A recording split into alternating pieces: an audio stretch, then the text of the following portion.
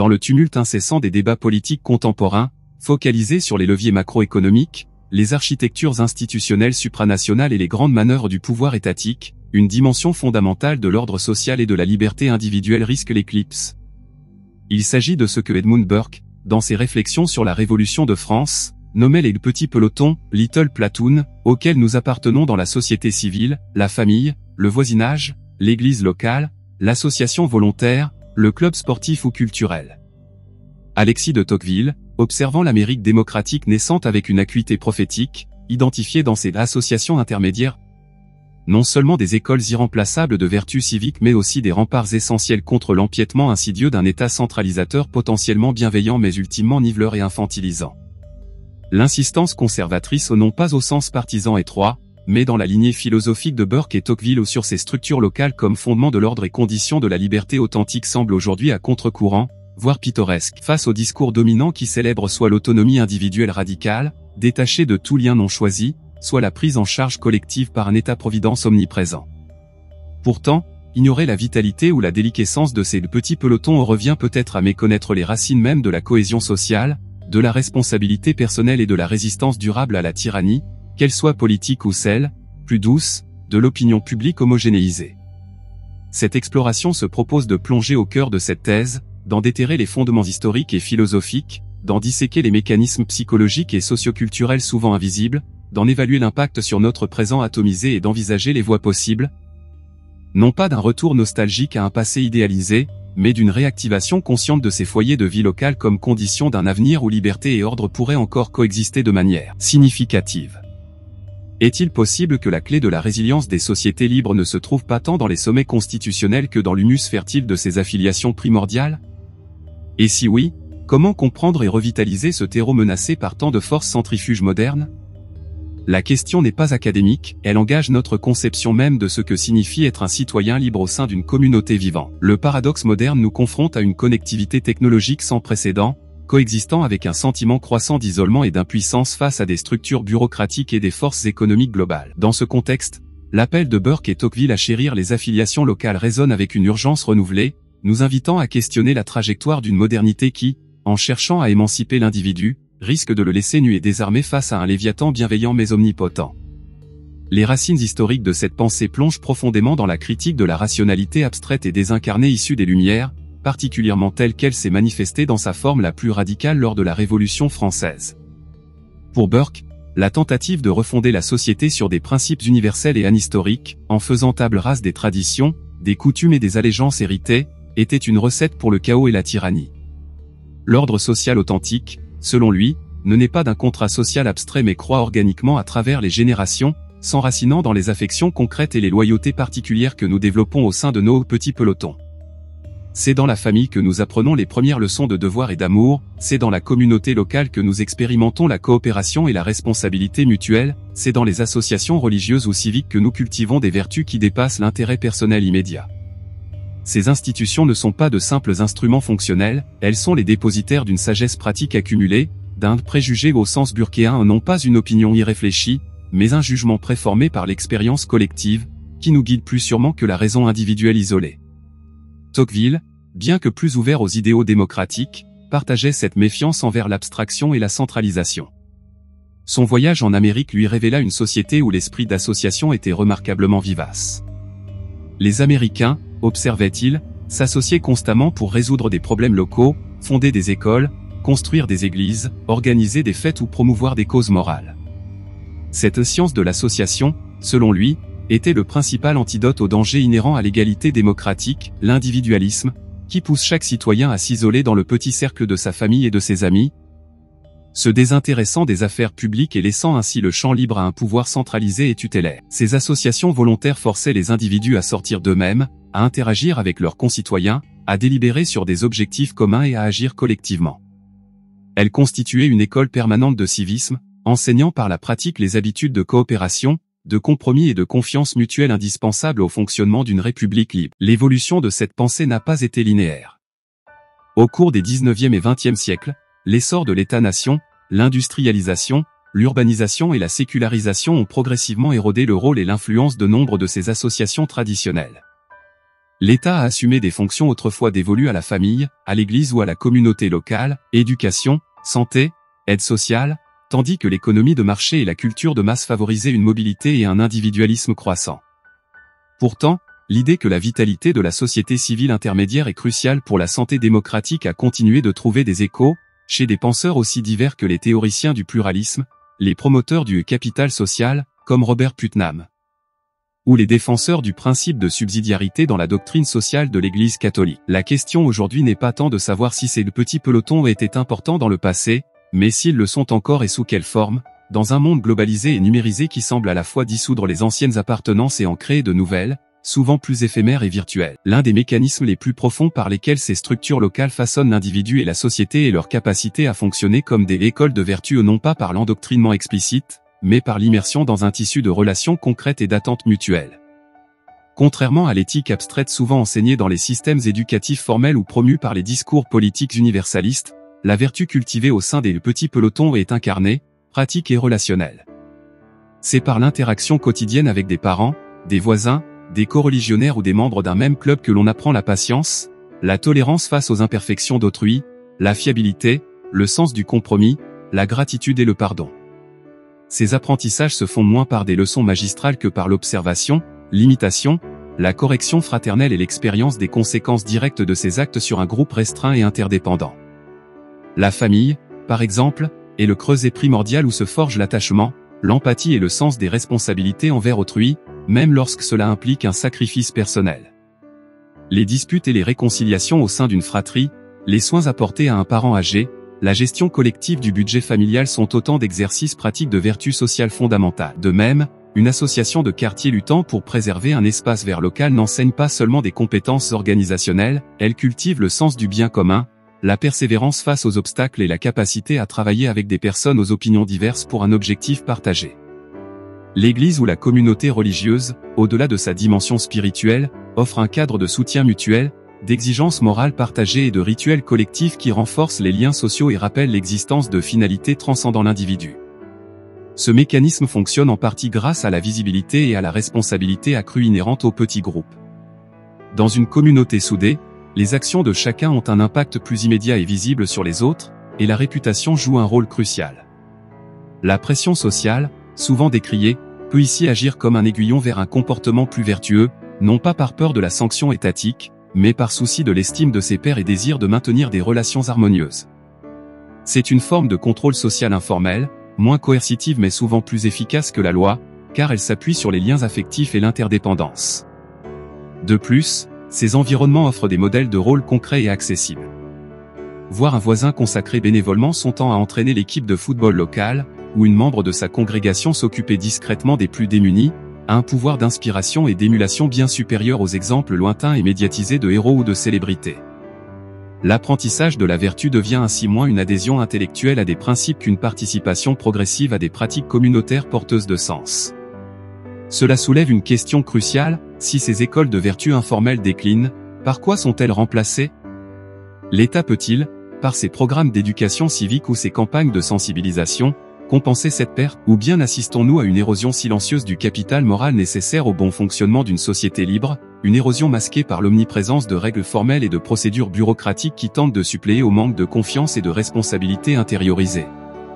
Un deuxième mécanisme fondamental, souligné avec force par Tocqueville, est le rôle des associations intermédiaires comme rempart contre la centralisation du pouvoir et le potentiel despotisme, même doux, de l'État démocratique. Comment ces entités apparemment modestes peuvent-elles exercer une telle fonction de contre-pouvoir ?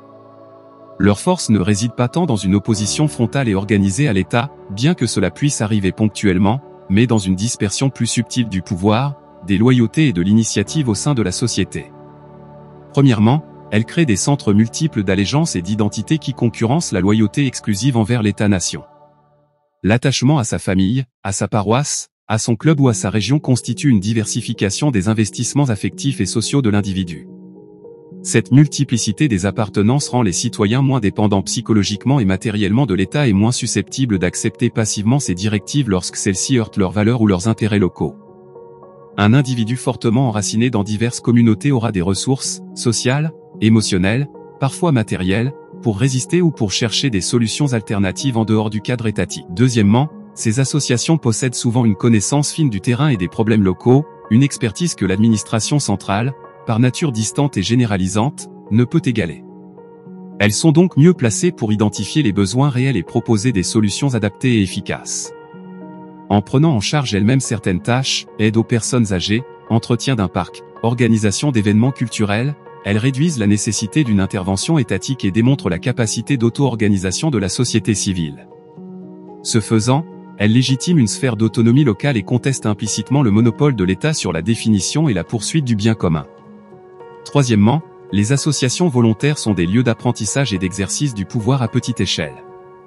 Participer à la gestion d'une coopérative, siéger au conseil d'administration d'une œuvre caritative ou organiser une manifestation locale permet aux citoyens ordinaires d'acquérir des compétences politiques, négociation, prise de parole en public, mobilisation, de développer un sentiment d'efficacité personnelle, l'impression que son action peut avoir un impact, et de comprendre les mécanismes de la décision collective. Cette expérience directe de l'autogouvernement local forme des citoyens plus actifs, plus critiques et moins enclins à la passivité face au pouvoir central. Tocqueville craignait que l'égalité démocratique, en isolant les individus les uns des autres, ne les rende faibles et dépendants, les préparant à accepter un état tutélaire qui les déchargerait du soin de penser et de la peine de vivre. Les associations brisent cet isolement, recréent des liens horizontaux et donnent aux citoyens la force collective qui leur manque individuellement. C'est pourquoi il considérait la liberté d'association comme la mère de toutes les libertés, celle qui protège toutes les autres. La question qui se pose alors est de savoir dans quelle mesure ce mécanisme de contre-pouvoir est encore opérant aujourd'hui. L'État moderne, avec ses capacités de surveillance, de régulation et de redistribution sans précédent, n'a-t-il pas largement neutralisé ou coopté la sphère associative? Les subventions publiques, par exemple, si elles peuvent aider les associations à survivre, ne créent-elles pas aussi une dépendance qui limite leur capacité critique et leur autonomie? Le tissu associatif est-il encore capable de jouer ce rôle de corps intermédiaire ou n'est-il plus qu'un archipel fragmenté, souvent instrumentalisé par des agendas politiques ou réduit à des fonctions de loisirs sans portée civique réelle? La thèse conservatrice sur l'importance des petits pelotons repose souvent sur l'idée qu'ils sont, d'une certaine manière, naturels ou organiques, par opposition aux constructions artificielles de l'État moderne. Mais comment cette perception de naturalité se construit-elle et dans quelle mesure est-elle une illusion ou une simplification?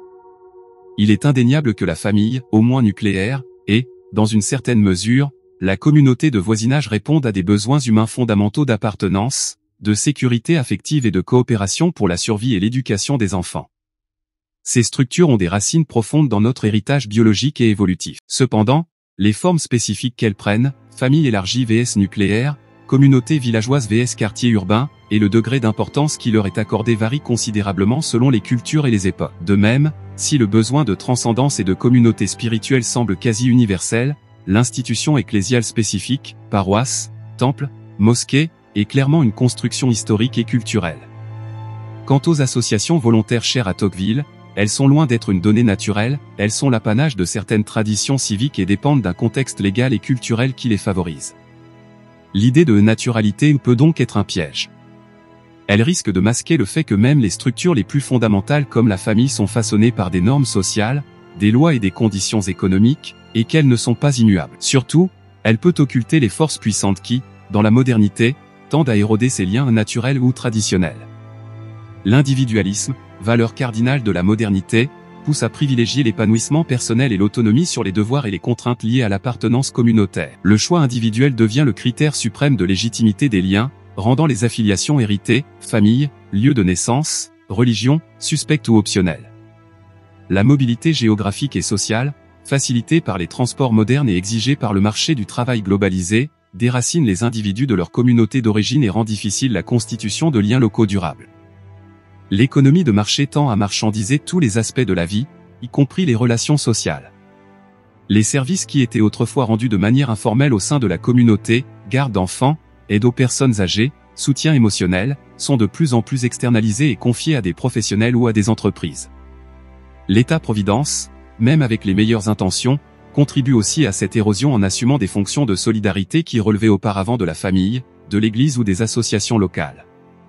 En offrant une sécurité de base et des services universels, il réduit la dépendance mutuelle au niveau local et peut involontairement décourager l'initiative et la responsabilité communautaire. Enfin, la culture de masse et les technologies de communication numérique créent des communautés d'intérêt ou d'affinités virtuelles qui transcendent les frontières géographiques, mais qui manque souvent de la profondeur, de l'engagement et de la responsabilité caractéristiques des interactions en face à face au sein d'un petit peloton physique. Ces forces conjuguées font que la naturalité apparente de ces structures locales est en réalité une construction fragile, constamment menacée et nécessitant un effort conscient pour être maintenue ou revitalisée. Le fait qu'elles semblent naturelles quand elles fonctionnent bien peut nous aveugler sur les conditions sociales, culturelles et même politiques qui permettent leur existence et leur prospérité. C'est peut-être là que réside le mécanisme caché le plus puissant, la normalisation de leur déclin. Nous nous habituons à l'affaiblissement des liens familiaux, à l'anonymat des voisinages, à la désertion des églises et des clubs locaux, considérant cela comme le prix inévitable du progrès, de la liberté individuelle et de l'efficacité économique ou administrative. Cette acceptation passive, cette incapacité à voir l'érosion comme un problème fondamental plutôt qu'une simple évolution, est peut-être le plus grand obstacle à toute tentative de redonner vie au petit peloton. L'affaiblissement de ces structures intermédiaires n'est pas sans conséquences profondes sur l'autonomie individuelle et collective, bien que ces impacts soient souvent diffus et difficiles à mesurer. Paradoxalement, l'érosion des liens communautaires locaux, souvent présentée comme une libération de l'individu des contraintes du groupe, peut en réalité conduire à une perte d'autonomie substantielle. Un individu isolé, sans le soutien d'un réseau familial solide, d'une communauté de voisins bienveillants ou d'une association engagée, est plus vulnérable aux aléas de la vie, chômage, maladie, deuil, et plus dépendant des filets de sécurité impersonnels fournis par l'État ou le marché. Son autonomie risque d'être purement formelle, une liberté négative, absence de contraintes, dépourvue de la capacité réelle d'agir et de façonner sa propre vie, qui dépend souvent des ressources et du soutien que seule une communauté peut offrir. C'est ce que Tocqueville avait anticipé avec sa notion de despotisme doux, un État bienveillant qui, en prenant en charge tous les aspects de la vie de ses citoyens, les maintient dans une sorte d'enfance perpétuelle, les privant de l'occasion d'exercer leur jugement, leur initiative et leur responsabilité. L'autonomie véritable, dans cette perspective, ne réside pas dans l'isolement, mais dans l'appartenance active à des communautés où l'on peut à la fois recevoir du soutien et contribuer au bien commun. Sur le plan collectif, l'atrophie des petits pelotons mine la capacité de la société civile à s'auto-organiser, à résoudre ses propres problèmes et à faire contrepoids au pouvoir étatique ou aux forces du marché.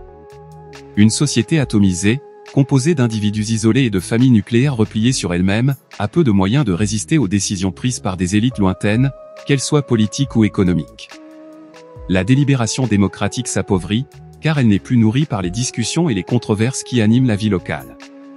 Le capital social et la confiance, les normes de réciprocité et les réseaux de relations qui facilitent la coopération se dégradent, rendant plus difficile toute action collective, qu'il s'agisse de lancer une entreprise, d'organiser un festival ou de surveiller l'action des pouvoirs publics. Un exemple illustratif générique pourrait être celui de la gestion des biens communs locaux, comme un parc, une source d'eau ou même la sécurité d'un quartier. Dans une communauté où les petits pelotons sont actifs, les résidents peuvent s'organiser pour entretenir le parc, surveiller la qualité de l'eau ou mettre en place un système de surveillance de voisinage informel. Ils développent des règles d'usage, règlent les conflits et assurent la pérennité de la ressource par une gestion collective. Dans une société atomisée, ces fonctions sont soit négligées, le parc se dégrade, la sécurité diminue, soit entièrement déléguée à l'autorité publique, la municipalité, la police. Les citoyens deviennent alors de simples consommateurs de services publics, perdant le contrôle sur leur environnement immédiat et le sens de la responsabilité partagée. L'impact sur l'autonomie est double, perte de contrôle local et dépendance accrue vis-à-vis de l'extérieur. Cet affaiblissement de l'autonomie locale et de la capacité d'action collective crée un vide que d'autres forces ne manquent pas de combler. L'État étend son emprise régulatrice et administrative, le marché propose des solutions consuméristes aux besoins de liens et de communauté, clubs de fitness, réseaux sociaux payants, et parfois, des mouvements idéologiques ou populistes offrent un ersatz de communauté basée sur l'hostilité envers un autre désigné. Dans tous les cas, l'autonomie authentique, fondée sur l'enracinement et la participation active à des communautés réelles, est la grande perdante. Cela pose une question vertigineuse, sommes-nous en train d'échanger, sans même nous en rendre compte, une liberté substantielle et incarnée contre une illusion d'autonomie individuelle et une dépendance croissante vis-à-vis de systèmes impersonnels et lointains? Face à ce diagnostic d'une érosion potentiellement délétère des petits pelotons et de ses conséquences sur la vertu civique, la résistance au pouvoir central et l'autonomie individuelle et collective, la question se pose des stratégies possibles, non pas pour démanteler un système, comme le suggérait la structure initiale du PRON, peut-être pensée pour un sujet différent, mais plutôt pour revitaliser ou réinventer ces foyers de vie locale. Il ne s'agit pas d'un retour nostalgique et impossible à un âge d'or mythifié, mais d'une recherche pragmatique de moyens pour cultiver à nouveau l'esprit d'association et l'engagement communautaire dans les conditions de la modernité avancée. Une première piste réside dans la réaffirmation du principe de subsidiarité, tant dans la pensée politique que dans l'action publique. Ce principe, issu de la doctrine sociale catholique mais ayant une portée plus large, stipule qu'une instance supérieure ne doit pas faire ce qu'une instance inférieure peut faire aussi bien, voire mieux. Concrètement, cela signifie privilégier systématiquement le niveau local, commune, quartier, association, pour la prise de décision et la gestion des affaires qui le concernent directement, et ne faire remonter au niveau supérieur, région, État, que ce qui excède les capacités locales. Cela implique une décentralisation réelle du pouvoir et des ressources, mais aussi un changement de culture administrative, passant d'une logique de contrôle descendant à une logique de soutien et d'accompagnement des initiatives locales. Il s'agit de faire confiance à la capacité d'auto-organisation des citoyens et de leur donner les moyens, légaux, financiers, informationnels, de prendre en charge leurs propres affaires. Deuxièmement, il est crucial de repenser l'aménagement du territoire et l'urbanisme pour favoriser la rencontre et l'interaction sociale au niveau local. Des décennies d'urbanisme fonctionnaliste, de zonage strict et de priorité donnée à la voiture individuelle ont contribué à créer des environnements bâtis qui isolent les habitants les uns des autres, banlieues dortoirs, centres commerciaux déshumanisés, espaces publics négligés. Il est possible de concevoir des quartiers à échelle humaine, avec une mixité des fonctions, habitat, travail, commerce, loisirs, des espaces publics conviviaux, places, parcs, rues piétonnes, des équipements de proximité accessibles et une densité suffisante pour encourager les rencontres fortuites et la vie de voisinage. L'architecture elle-même peut jouer un rôle, en privilégiant les bâtiments qui s'ouvrent sur l'espace public plutôt que ceux qui s'enferment sur eux-mêmes. Soutenir les tiers-lieux, cafés associatifs, bibliothèques, Fab Lab, jardins partagés, qui offrent des espaces de rencontre et de collaboration informelle est également une stratégie prometteuse. Troisièmement, l'éducation a un rôle fondamental à jouer, non seulement par l'enseignement de l'histoire civique et des principes démocratiques, mais surtout par la pratique concrète de l'engagement et de la coopération dès le plus jeune âge. Encourager les projets de classe qui impliquent une action dans la communauté locale, valoriser le bénévolat et le service civique, intégrer les associations locales dans la vie de l'école, développer des compétences en communication non violente et en résolution de conflits sont autant de moyens de former des futurs citoyens actifs et responsables, conscients de leur interdépendance avec leur environnement social. Il s'agit de cultiver les habitudes du cœur dont parlait Tocqueville. Quatrièmement, il faut reconnaître et soutenir la diversité des formes que peuvent prendre les petits pelotons aujourd'hui. Si les formes traditionnelles, famille élargie, paroisses, syndicats, sont parfois en déclin, de nouvelles formes d'associations émergent, liées à des enjeux spécifiques, environnement, culture, solidarité internationale, à des identités partagées, groupes de soutien, associations de diaspora.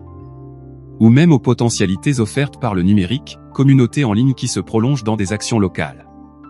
L'enjeu n'est pas de figer les formes d'appartenance, mais de favoriser l'esprit d'association sous toutes ses formes, en veillant à ce qu'elles contribuent à tisser du lien social réel et à renforcer la capacité d'action collective, plutôt qu'à enfermer les individus dans des bulles affinitaires. Cela peut impliquer un cadre légal et fiscal favorable aux associations, une simplification des démarches administratives, et une reconnaissance publique de la valeur du travail bénévole et de l'engagement citoyen.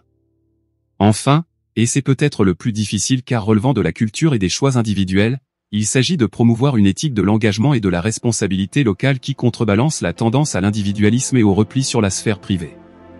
Cela passe par des discours publics qui valorisent l'implication citoyenne, par des médias qui donnent de la visibilité aux initiatives locales positives, mais aussi par des choix personnels conscients, choisir de faire ses courses chez le commerçant du quartier, de s'inscrire à l'association de parents d'élèves, de prendre le temps de discuter avec ses voisins, de participer aux fêtes et aux événements locaux. Revitaliser les petits pelotons n'est pas seulement une affaire de politique publique, c'est aussi une question d'engagement personnel et de culture partagée. Est-ce une tâche trop ardue dans un monde qui semble pousser inexorablement vers plus de mobilité, de virtualité et de centralisation?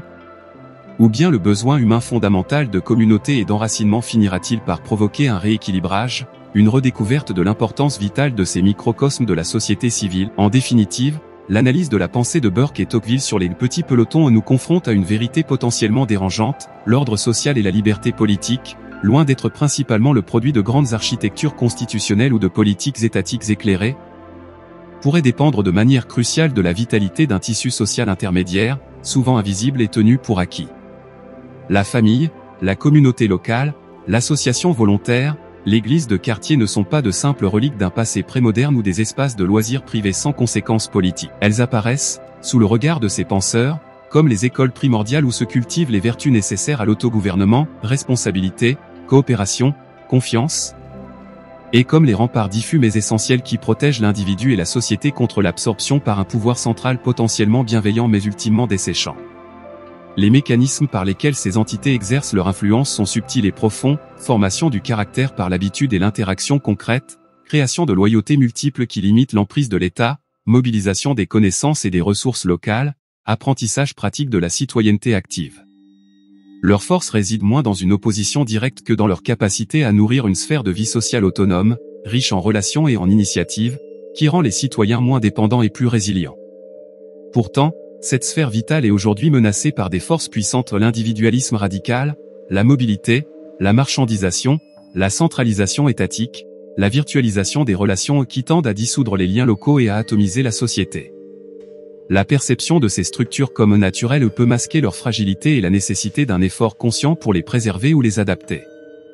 L'érosion de ces petits pelotons n'est pas neutre, elle impacte négativement l'autonomie réelle des individus, les rendant plus vulnérables et dépendants, et affaiblit la capacité collective de la société à s'organiser, à innover et à résister aux excès du pouvoir.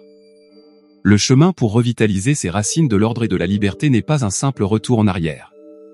Il implique une combinaison de stratégies: réaffirmer la subsidiarité, repenser l'urbanisme pour favoriser le lien social, réorienter l'éducation vers l'engagement pratique, soutenir la diversité des formes associatives contemporaines, et surtout, cultiver une éthique personnelle et collective de la responsabilité et de l'implication locale. Il ne s'agit pas de nier les acquis de la modernité en termes de libertés individuelles et de protection sociale, mais de chercher un nouvel équilibre où l'autonomie personnelle puisse s'épanouir non pas contre, mais grâce à l'appartenance à des communautés vivantes et solidaires. La question reste ouverte: saurons-nous reconnaître à temps la valeur irremplaçable de ces petits pelotons et trouver la volonté collective de les nourrir, avant que l'arbre de la société libre ne voie ses racines se dessécher? L'avenir de nos démocraties pourrait bien dépendre, plus que nous ne le pensons, de la réponse que nous apporterons, individuellement et collectivement, à cette interrogation fondamentale sur le lieu et la nature de notre véritable citoyenneté. La transformation nécessaire n'est pas seulement institutionnelle, elle est culturelle et, en fin de compte, personnelle. Elle nous invite à redéfinir notre rapport à notre environnement immédiat, à nos voisins, à nos engagements locaux, non pas comme des contraintes archaïques, mais comme les sources mêmes d'une liberté plus riche, plus significative et plus durable.